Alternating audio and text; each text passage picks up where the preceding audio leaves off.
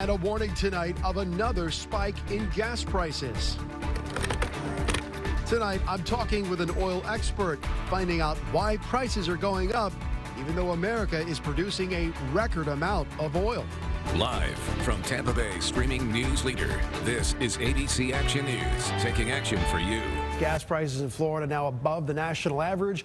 According to AAA, the average cost of gas in Florida, $3.36 a gallon.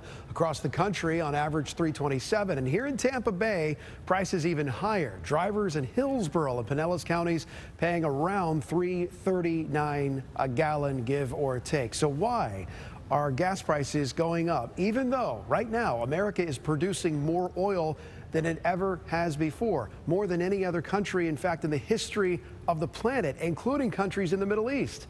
Here's my conversation with oil and energy expert Jay Young.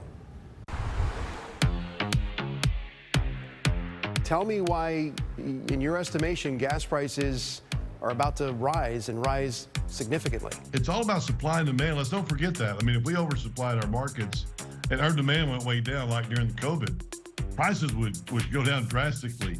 But when you have the opposite effect, when prices are going up, obviously your demand overcoming your supply.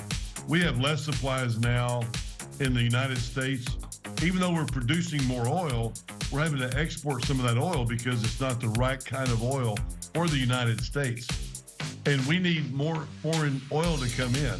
And when there's so many different, particular world wars going on right now as we speak, or they're right there on the verge of coming up, you're going to see prices go up. The United States is now producing more oil than really it ever has before. It's producing more oil than the Middle East, than OPEC.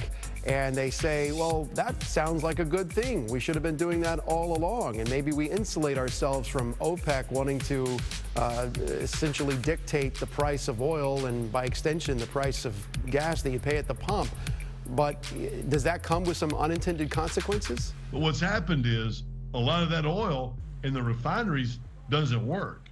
So we really can't use a lot of that oil. So we're the Eagle Ford, the Permian, the Bakken, those companies right there are looking at, huge supplies, but we can't use them in our refineries.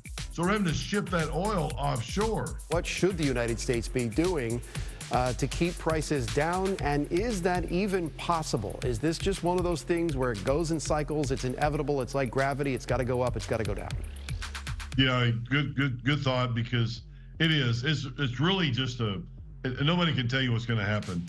If we had world peace, at some point, and we didn't have countries that needed to take advantage of us, it would be a better place for us to be able to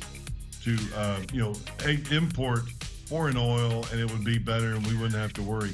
But when the Middle East starts, shutting down 1 million, 2 million barrels a day to keep us hungrier for oil, and we would need it more, and then all of a sudden it's a cycle. Jay Young, thank you for your insight. Appreciate it.